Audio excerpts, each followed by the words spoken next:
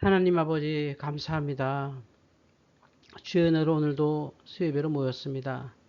하나님의 은혜 가운데 참으로 더운 여름을 지내고 있습니다. 그러나 이 더위 속에서도 우리의 건강과 믿음 잃지 않게 하여 주시옵고 특별히 우리의 감사와 기쁨을 잃지 않게 하여 주시옵소서. 오늘도 함께 온라인 예배 드릴 때에 말씀 잘 받고 기쁘게 찬송하고 뜨겁게 기도하는 시간 되게 하여 주시옵소서. 성령께서 함께 하시길 원하옵고 예수님의 이름으로 간절히 기도하옵나이다. 아멘. 사도신경. 나는 전능하신 아버지 하나님, 천지의 창조주를 믿습니다. 나는 그의 유일하신 아들, 우리 주 예수 그리스도를 믿습니다.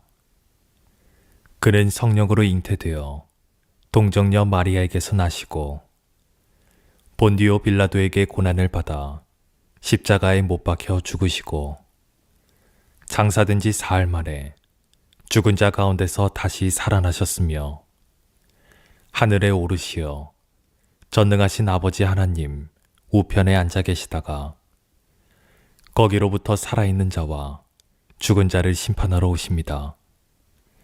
나는 성령을 믿으며 거룩한 공교회와 성도의 교제와 죄를 용서받는 것과 몸의 부활과 영생을 믿습니다. 아멘. 찬송가 305장 함께 찬양 드리겠습니다.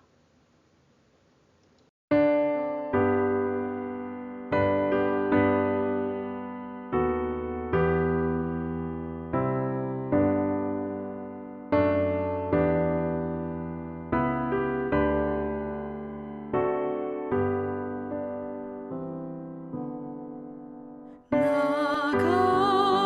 같은 죄인 살리신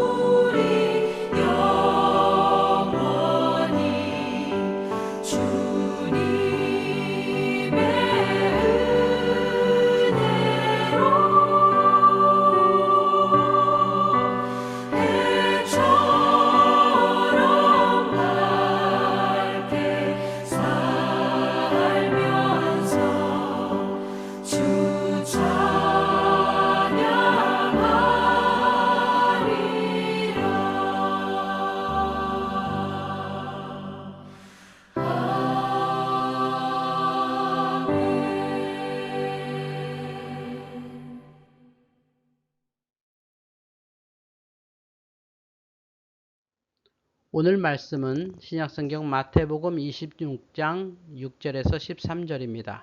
마태복음 26장 6절에서 13절입니다. 예수께서 베다니 나병 환자 시몬의 집에 계실 때에 한 여자가 매우 귀한 향유 한 옥합을 가지고 나와서 식사하시는 예수의 머리에 부으니 제자들이 보고 분개하여 이르되 무슨 의도로 이것을 허비하느냐 이것을 비싼 값에 팔아 가난한 자들에게 줄 수 있었겠도다 하거늘 예수께서 아시고 그들에게 이르시되 너희가 어찌하여 이 여자를 괴롭게 하느냐 그가 내게 좋은 일을 하였느니라. 가난한 자들은 항상 너희와 함께 있거니와 나는 항상 함께 있지 아니하리라. 이 여자가 내 몸에 이 향유를 부은 것은 내 장례를 위하여 함이니라. 내가 진실로 너희에게 이르노니 온 천하에 어디서든지 이 복음이 전파되는 곳에서는 이 여자가 행한 일도 말하여 그를 기억하리라 하시니라. 아멘. 오늘 하나님 말씀 마태복음 27장 27절부터 44절까지 말씀입니다. 예수는 왜 십자가에서 내려오지 않으셨을까 생각해 보았습니다. 십자가 사건을 묵상할 때마다 이런 질문을 합니다. 예수는 왜 십자가에서 안 내려오셨을까? 십자가에 달린 예수를 보고 지나가던 사람들이 이렇게 조롱했습니다. 내가 만일 하나님의 아들이어든 자기를 구원하고 십자가에서 내려오라. 예수는 왜 십자가에서 안 내려오셨을까요? 십자가에서 내려오셨다면 어떤 일이 벌어졌을까요? 모든 인간은 성공을 추구합니다. 성과를 내야 하지요. 직장에서도 성과를 내야 보너스를 받습니다. 성과금이라고 하지요. 직장인들은 연봉이 얼마고 성과금이 얼마여서 총 얼마 받았다 이런 말을 합니다. 성과가 없으면 곤란해집니다. 연봉 협상에서 불리해지고 어려운 상황에 빠집니다. 우리는 왜 성과를 추구할까요? 여러 가지 이유가 있겠지만 성과를 내야 사회에서 인정을 받기 때문입니다. 사회에서 인정을 받아야 괜찮은 지위를 차지하고 여유 있는 삶을 살 수 있습니다. 더 큰 이유는 성과가 있어야 내 삶이 의미 있다고 생각하기 때문이지요. 내가 이룬 성취를 보고 헛되이 살지는 않았구나 하며 위로합니다. 그런데 이런 위로는 오래 가지는 못합니다. 중병 앞에서 흔들립니다. 죽음 앞에서 무너집니다. 중병에 걸리지 않아도 성공의 정상에서 공허감을 느낍니다. 다 이룬 것 같은데 허전합니다. 왜 그럴까요? 그러나 믿는 성도들은 성과를 내도 못 내도 충만한 삶을 삽니다. 요즘 충만이라는 곡을 자주 듣습니다. 손경민 씨가 작사 작곡하셨는데 곡도 좋고 가사가 예술입니다. 무명이어도 공허하지 않은 것은 예수 안에 날 만족함이라. 가난하여도 부족하지 않은 것은 예수 안에 오직 나는 부유함이라. 고난 중에도 견뎌낼 수 있는 것은 주의 계획 믿기 때문이라. 실패하여도 일어설 수 있는 것은 예수 안에 오직 나는 승리함이라. 난 예수로 충만하네. 난 예수로 충만하네. 난 예수로 충만하네. 영원한 왕 내 안에 살아계시네. 몸이 약해도 낙심하지 않는 것은 예수 안에 난 완전함이라. 화려한 세상 부럽지 않은 것은 난 예수로 충만함이라. 난 예수로 충만하네. 세상 모든 것들도 부럽지 않네. 난 예수로 충만하네. 영원한 왕 내 안에 살아계시네. 난 예수로 충만하네. 세상 모든 풍파도 두렵지 않네. 난 예수로 충만하네. 영원한 왕 내 안에 살아계시네. 영원한 왕 내 안에 살아계시네. 성도들은 왜 이렇게 성과를 내지 못해도 충만할까요? 그것은 예수 그리스도가 세상에서 성과를 내지 못하셨어도 하나님의 언약을 이루셨기 때문입니다. 마태복음 27장 35절은 이렇게 무심히 말합니다. 그들이 예수를 십자가에 못 박은 후에. 세상에 이렇게 단순한 문장이 있을까요? 십자가에 못 박히신 후 상상도 못할 고통 속에서 예수님은 죄 용서부터 간구하셨습니다. 아버지, 저들을 사하여 주옵소서. 자기들이 하는 것을 알지 못함이니이다. 누가복음 23장 34절이지요. 인류의 죄를 대속하기 위해 죽으셨습니다. 십자가 아래 인간들은 딴짓하고 있습니다. 군인들은 무심히 예수의 옷을 나눠 놓고 제비를 뽑습니다. 지나가는 백성들은 머리를 흔들며 예수를 모욕합니다. 성전을 헐고 사흘에 짓는 자여, 내가 만일 하나님의 아들이어든 자기를 구원하고 십자가에서 내려오라. 대제사장, 서기관, 장로들도 함께 희롱하며 놀립니다.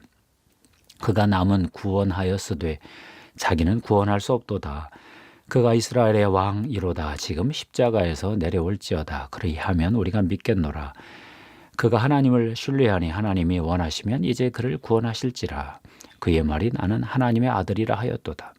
함께 십자가에 못 박힌 강도들도 똑같이 욕했습니다. 저는 이 부분 읽을 때마다 예수 그리스도가 십자가에서 갑자기 내려오시면 어떻게 하나 하고 마음이 조마했습니다. 12군단 천사를 동원하고 다시 신성의 능력을 행사하셨으면 어떤 일이 벌어졌을까? 그 아래 사람들을 다 신성 모독죄로 죽었을 것입니다. 군인도 지나가던 백성들도 대제사장, 서기관, 장로, 강도도 다 죽었을 것입니다. 그러나 예수는 살리러 오셨지 죽이러 오시지 않으셨습니다. 예수는 섬기러 오셨지 다스리려고 오시지 않았습니다. 예수님은 신성을 내려놓으시고 인성만으로 십자가에서 6시간 동안 사탄과 마지막 영적 전투를 치르셨습니다. 십자가에서 인간 예수는 철저히 패배했습니다. 세상에서 아무 성과를 내지 못했습니다. 한때 많은 추종자가 있었지요. 이스라엘 회복의 꿈이 무너지자 지지자들이 흩어졌습니다. 마지막까지 따라오던 제자들도 배신하고 돌아섰습니다.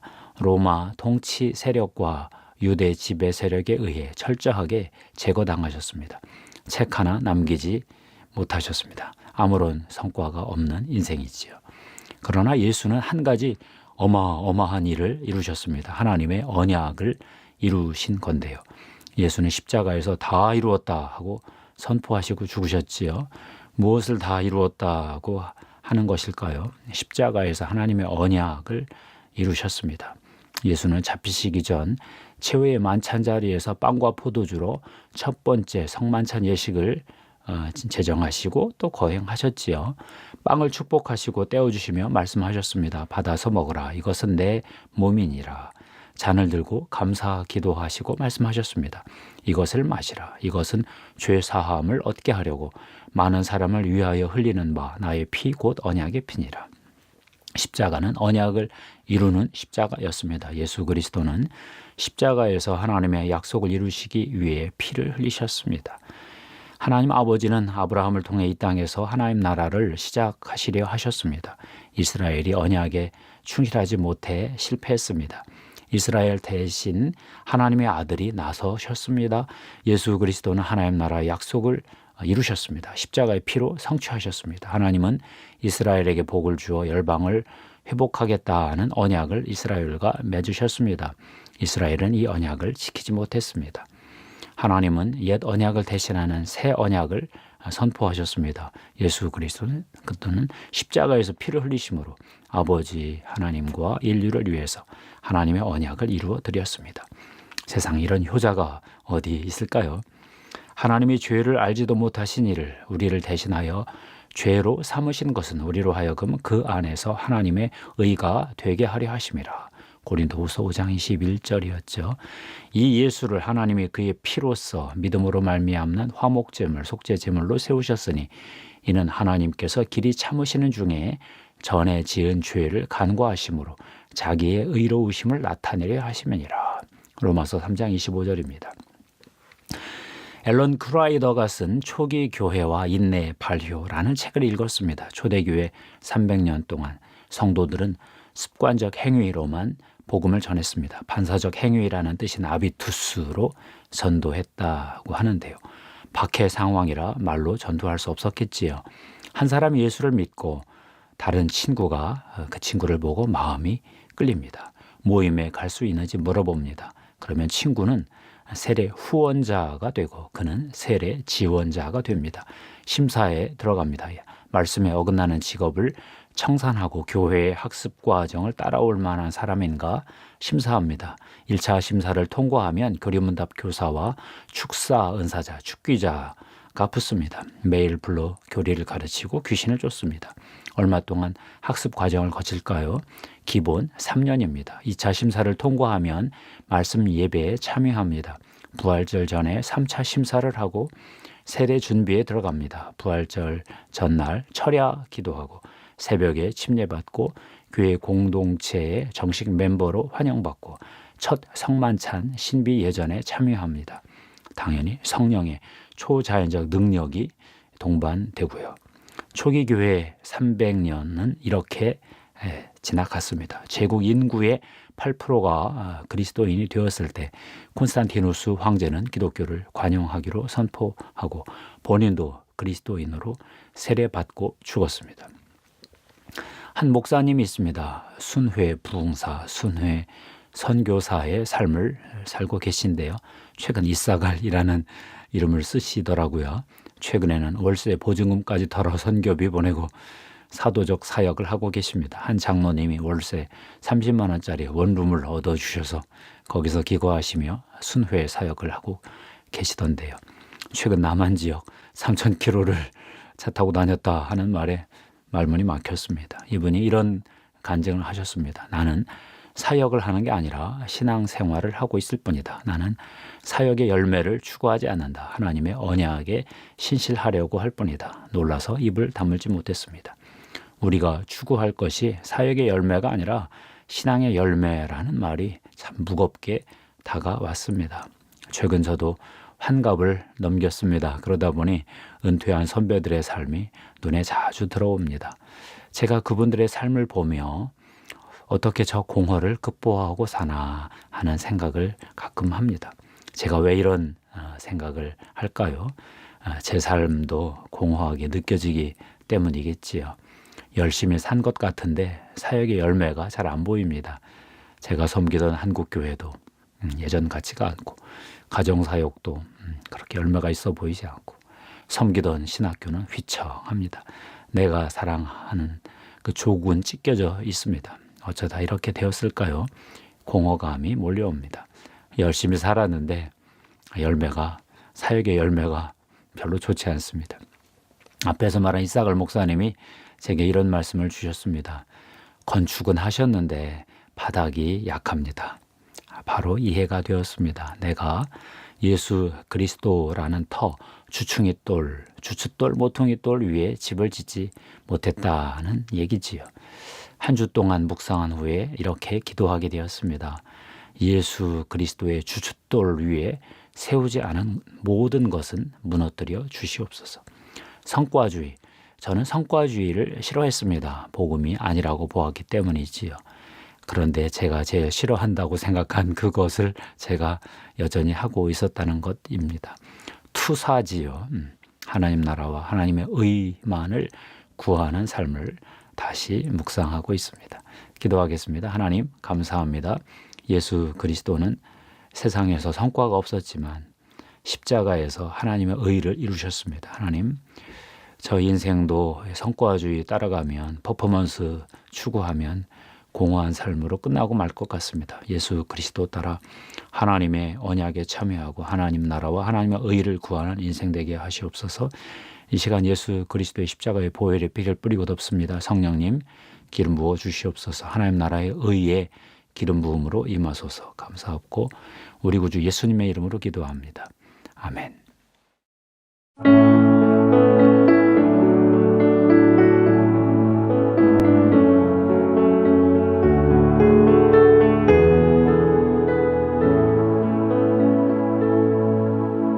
너의 하나님 여호와가 너의 가운데 계시니 그는 구원을 베푸실 전능자시라.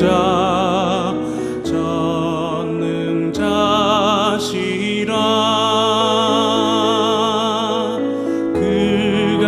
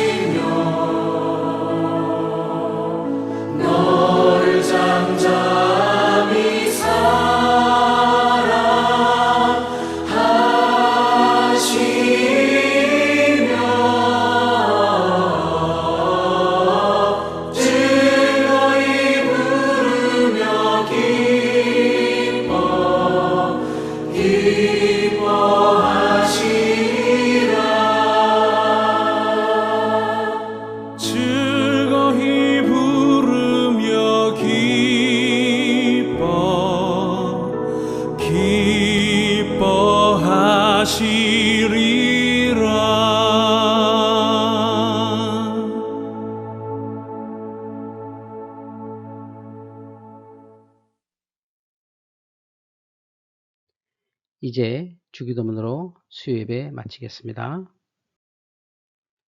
하늘에 계신 우리 아버지, 아버지의 이름을 거룩하게 하시며 아버지의 나라가 오게 하시며 아버지의 뜻이 하늘에서와 같이 땅에서도 이루어지게 하소서. 오늘 우리에게 일용할 양식을 주시고 우리가 우리에게 잘못한 사람을 용서하여 준 것 같이 우리 죄를 용서하여 주시고 우리를 시험에 빠지지 않게 하시고 악에서 구하소서.